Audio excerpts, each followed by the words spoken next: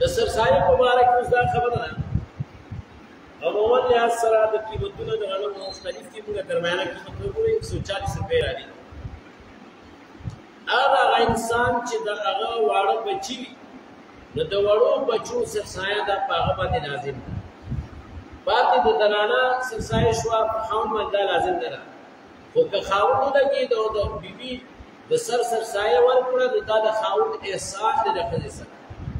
دا شان کوم بچي چې بالغان دي نو د هغوی سرسایه په پلار باندې نشته دی خو که پلار د بالغانو بچو سرسایه ورکړه نو دا د بالغانو بچو سره احسان دی د پلار ویل دا دی چې پلار خپل ملک کې ني او هغه بل ملک کې بیا به څه چل کوي لکه دوبۍ کې دی سعودي کې دی امریکا کې دی نو دغه پلار چې دی دی به د هغه مقدار سرسایه ورکوي او د بچو سرسایه کوم کشران یې هم دغه مقدار ورکوي خو فقهاو کې اوس جزیه ویلي د هغه آسان هغه وایي چې دغه کس چې کوم بهر دی ډېر دلته کې یو وکیل جوړ کړي چې وکیل جوړ کړي زما دې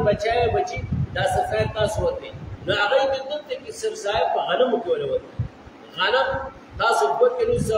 ګرامونه پر راځي په باندې 2 کیلو حسابوي په اول 2 کیلو غنم هغه د هغه ماشوم چې پلار بهر دی او هغه ته وکیل ګرځولي دلته کې په اول 2 کیلو دی یو ماشوم په سر باندې ورکړي هغه به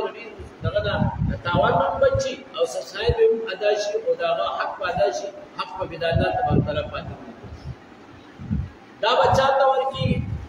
نو ستا زکات چې په چا باندې کیږي نو سرسایه دې پاغي کیږي او چې په چا باندې زکات نه کیږي نو پای باندې سرسایه نه کیږي مال اکثر دا مشاهد نه اکثر دې تاسو کی وای دغه د عالم کې به سرسایه نه ماجو ډېر غریب ده دور مې ډېر غریب ده ان دې ورکم کنه نما دایمه د اولاد سرسایه د مور پلار باندې او د مور پلار سرسایه په اولاد باندې نکي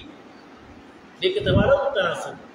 د دې نه کېږي نه زکات ورکړي شي په د سرسایه ورکړي شي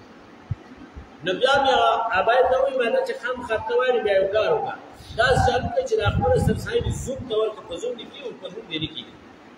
په زوم دي کېږي او نور باندې نه کېږي نو زوم ته ورکړه نو د مای د خودو دیو چې نه د پلار او د مور سرسایه دا په اولاد باندې نه کېږي او د اولاد سرسایه دا په مور پلار باندې نه کېږي او دا شان زکات ورته نو دا ورکی وروا فقرا وتا خو یو سرسایه باندې موي نه یو سرسایه 140 روپۍ نه باندې موي نه چې دا تاسو نیمه کې ولګیږي نه بلکې یو سرسایه کم از کم یو غریب تور کولواړي ها په دې شپږ سرسایه دی اداي کوي یو فقیر ضرورت نه صحیح